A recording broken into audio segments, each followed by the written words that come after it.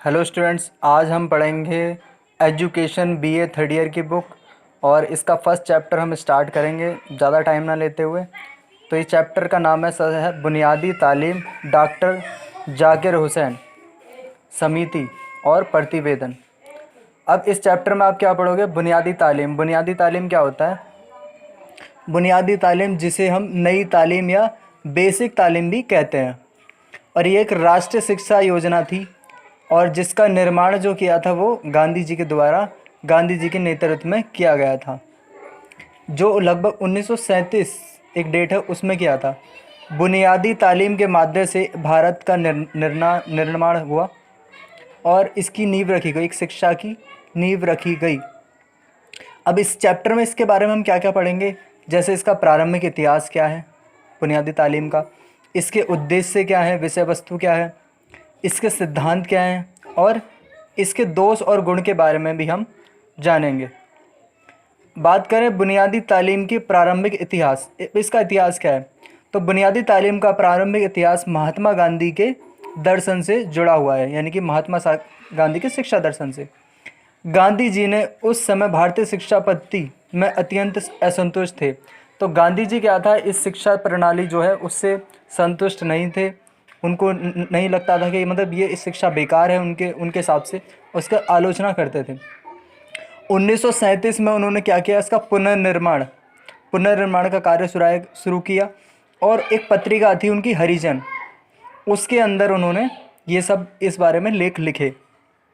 फिर क्या हुआ, अक्टूबर 1937 में वार्धा में स्थित मारवाड़ी हाई स्कूल, एक था मारवाड़ी हाई स्कूल जिसकी एक रजत जयंती, और इसका संचालन मारवाड़ी शिक्षा सोसाइटी द्वारा किया गया। तो वहाँ के स्कूल के आचार्य थे, प्रिंसिपल नारायण अग्रवाल ने क्या करा, सेठ जमुनालाल बजाज को ये सुझाव दिया कि ये जो कार्यक्रम है उनका, उसमें गांधी जी को बुलाया जाए और वहाँ पर उनको सभापति पद के लिए आमंत्रित किया गया या निमंत्रण दिया गया, उनको गांधी जी को बुलाया गया। गांधी जी भी उसमें शामिल हुए और उसके बाद क्या हुआ, वहाँ पर 22 से 23 अक्टूबर 2 दिन ये कार्यक्रम चला। तो महात्मा गांधी ने उसमें क्या, अपने एक स्पीच दी।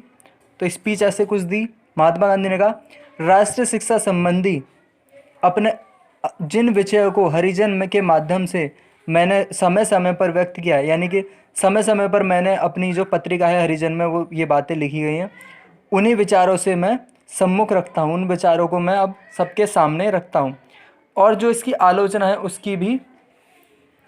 उसके बारे में भी उन्होंने बोला कि अगर इसकी कोई आलोचना करता है तो उसके भी मैं साथ हूँ, उसकी आलोचना का स्वागत करता हूँ। उन्होंने जानबूझकर प्राथमिक शिक्षा पर विशेष बल दिया। तो गांधी जी क्या करते थे, प्राथमिक शिक्षा पर उन्होंने बल दिया। प्राथमिक शिक्षा ही एकमात्र ऐसी शिक्षा है जो हमारी ग्रामीण जनता को, जो गांव की जनता है, उनको जोड़ने के लिए या उनका विश्वास प्राप्त करने के लिए या उनके जीवन को सुधारने के लिए बहुत ही ज़रूरी है। तो ये उन्होंने अपनी पूरी इस बीच में कहा कि हम देशवासियों के सम्मुख जो भी योजना प्रस्तुत है, यह मूलतः ग्रामवासियों के लिए ही होनी चाहिए। और उन्होंने क्या किया, उस समय प्रचलित शिक्षा पद्धति की आलोचना करते हुए गांधी जी ने वर्तमान में शिक्षा पद्धति, उन्होंने क्या कहा, ये बहुत ही हानिकारक है। और उन्होंने प्राथमिक शिक्षा के अंदर क्या किया, रटी रटाई शिक्षा को मना कर दिया कि रटी रटाई शिक्षा नहीं होनी चाहिए जो आजकल चल रही है। उन्होंने कहा कि पूरी शिक्षा में, प्राथमिक शिक्षा में हस्तकला, शिल्पकला, उद्योग, ये सारी चीज़ें हमें सिखानी चाहिए और बच्चों को व्यवहारिक परीक्षण और संपूर्ण शिक्षा का माध्यम होना चाहिए। फिर उन्होंने बोला कि मेरा मत है कि प्राथमिक शिक्षा तकनीक पर आधारित हो, पहले साल तो तकनीक सिखाई जाए और उसके बाद दूसरे वर्ष में इस पर काम कराया जाए, यानी कि पहले साल सिखाएंगे तकनीक, उसके बाद उस पर काम कराया जाए। उन्होंने कहा कि 7 वर्षीय शिक्षा योजना निर्मित की। उन्होंने बोला कि उन्होंने 7 वर्षीय शिक्षा योजना निर्मित की है, जिसके अंतर्गत उन्होंने बुनाई, रंगाई, डिजाइन, ये व्यवहारिक कार्य शुरुआत की है। प्राथमिक शिक्षा संबंधी योजना प्रतिबद्ध उन्मुखी नहीं है।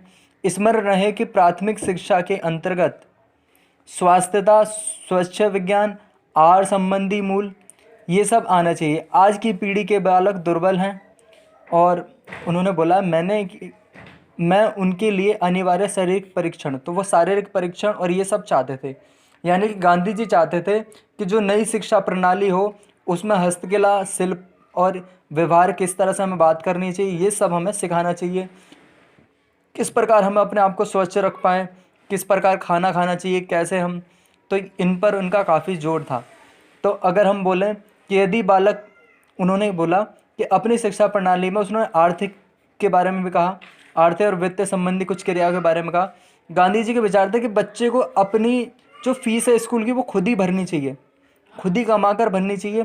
तो उन्होंने उसके लिए बिल्कुल आत्मनिर्भर बनाने के लिए और साहसी बनाने के लिए ये कदम उठाने के लिए कहा। फिर नेक्स्ट पॉइंट है, प्राथमिक शिक्षा जितनी अधिक स्वयं पोषित होगी उतना ही उसे साधिक होगी। 7 वर्षों के अंत में बच्चे में बहुत सारी कलाएं, बहुत सारी जानकारी आ जाएगी और इसकी वजह से उसका कोई भी शोषण नहीं कर पाएगा। अब जो शिक्षा है हमारी वो शोषण पर आधारित है और इससे क्या होगा, अगर इस तरह की शिक्षा हो तो हमें अपने बच्चों को सभ्यता, संस्कृति और राष्ट्रीयता की प्रकृति का सही प्रतिनिधि बनाना है। इसी के लिए उन्होंने इस शिक्षा का वर्णन किया है। फिर बात करें आगे कि गांधी जी द्वारा प्रस्तुत की गई योजना की चर्चा हुई और इस चर्चा में कौन कौन थे, इस चर्चा में थे डॉक्टर जाकिर हुसैन, अब्दुल हक, सौदामिनी मेहता और डॉक्टर भागवत, आचार्य विनोबा भावे।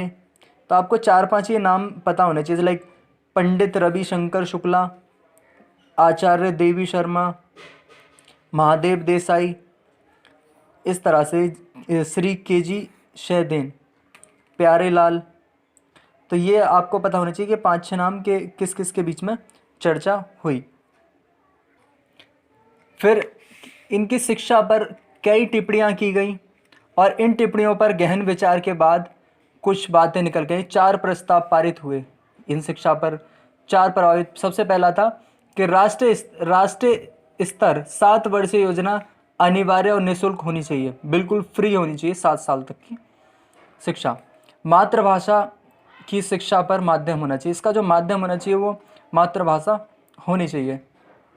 फिर उसके बाद यह सम्मेलन गांधी जी द्वारा प्रस्तुत सुझावों का समर्थन करता था और इन 7 वर्षों में शिक्षा प्रक्रिया शारीरिक आधार पर काम होना चाहिए और जिससे बच्चे की योग्यता का विकास हो और प्रशिक्षण हो। फिर चौथा पॉइंट निकल के आएगा हमारा, इस सम्मेलन से आशा है कि शिक्षा योजना कालांतर में अध्यापकों के परिश्रम पर स्वयं वहन करने में असमर्थ हो सकेगी। तो ये 4 बातें इस गांधी जी से निकल कर आई।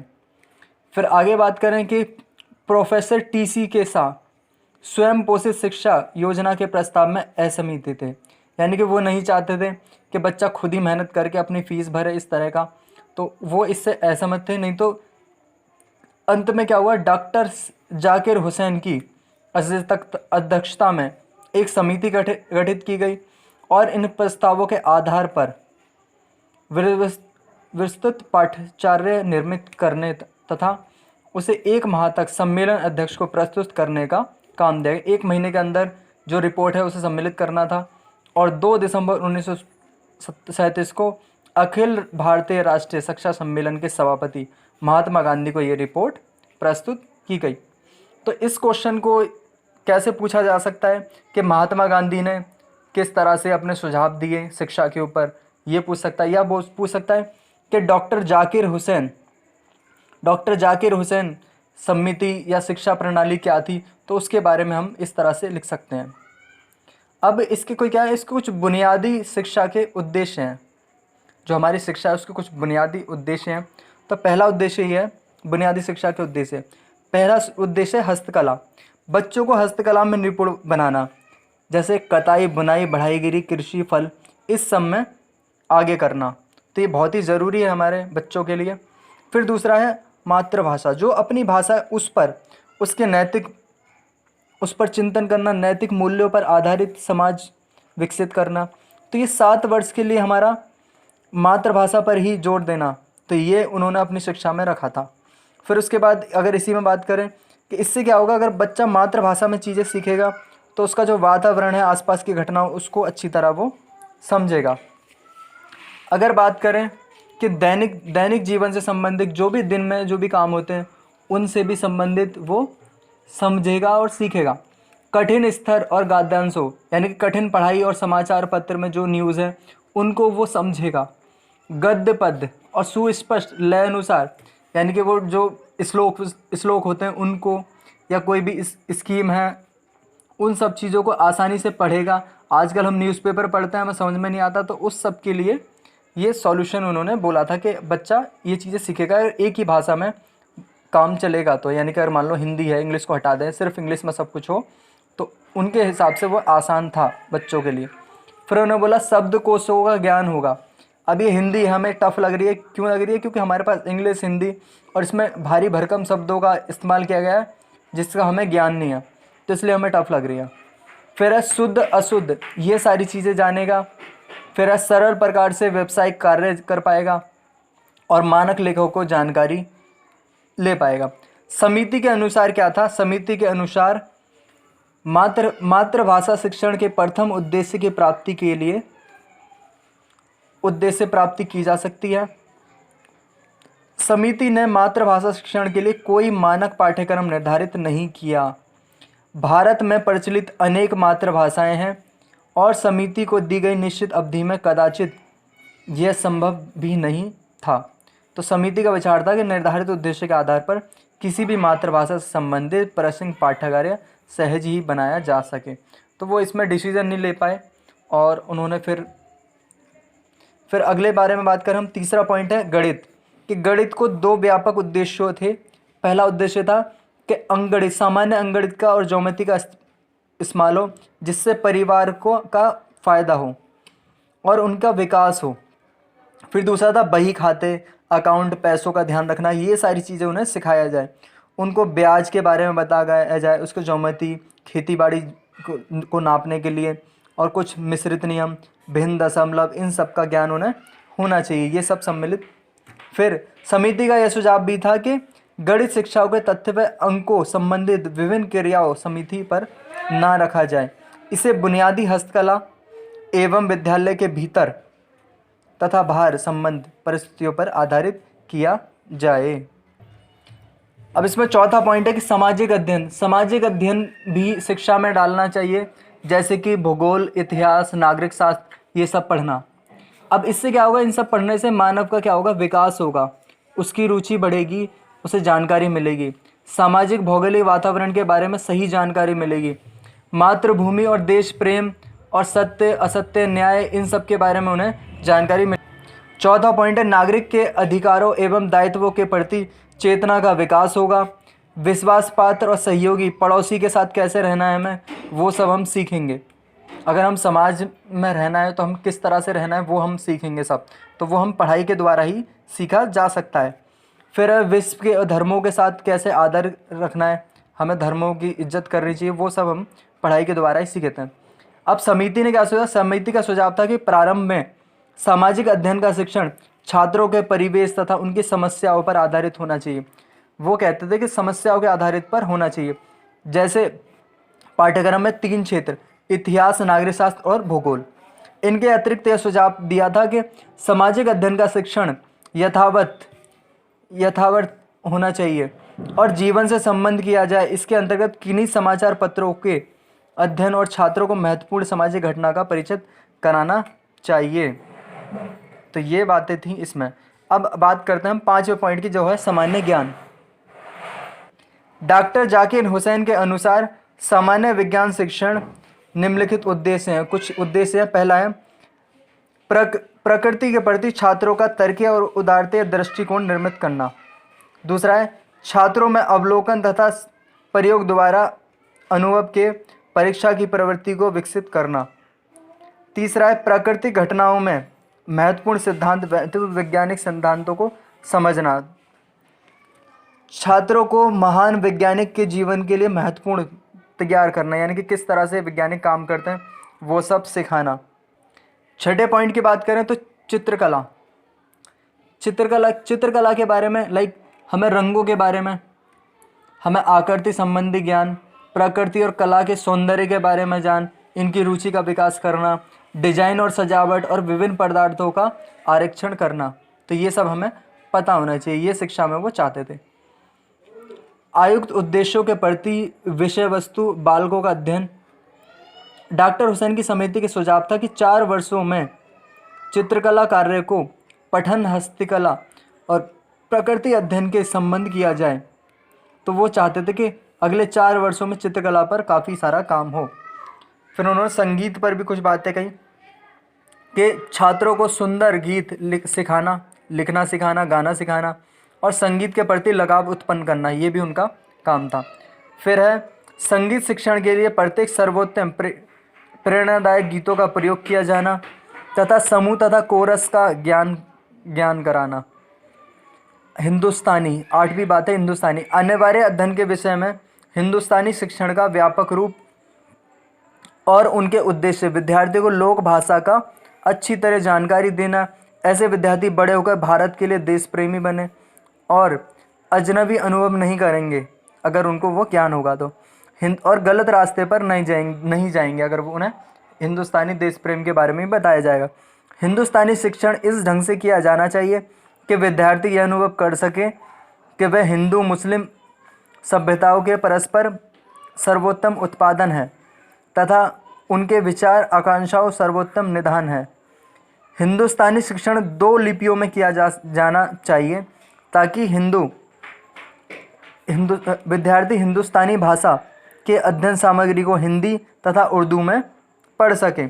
इन क्षेत्रों में हिंदुस्तानी मातृभाषा के रूप में प्रयुक्त की जाए वह विद्यार्थियों को इस अध्ययन का दोनों लिपियों में प्रयोग आना चाहिए। तो ये बातें थी इसमें। अब इसमें हमने 2 क्वेश्चन को कवर किया वैसे हमने, लेकिन अगर अब क्वेश्चन पेपर अगर बड़ा आता है, क्वेश्चन हमें बड़ा लिखने के लिए आता है, तो इसमें जो क्वेश्चन बनेगा, एक तो बनेगा आपका कि डॉक्टर जाकिर हुसैन की जो समिति है उसके बारे में बताइए, या उसने क्या सुझाव दिए, उस चीज़ में लिख सकते हो। या महात्मा गांधी के अगर कोई ऊपर कुछ पूछता है, महात्मा गांधी के शिक्षा पर क्या सुझाव थे, तो इस तरह से ये मैक्सिमम 2 ही क्वेश्चन बनेंगे इसमें, और पूरा मिला के क्वेश्चन भी बनेगा। तो आपको इस तरह से इसको लिख देना है। ओके स्टूडेंट्स, आगे ऐसे ही वीडियो देखने के लिए और चैनल को सब्सक्राइब करें। Thanks for watching. Thank you.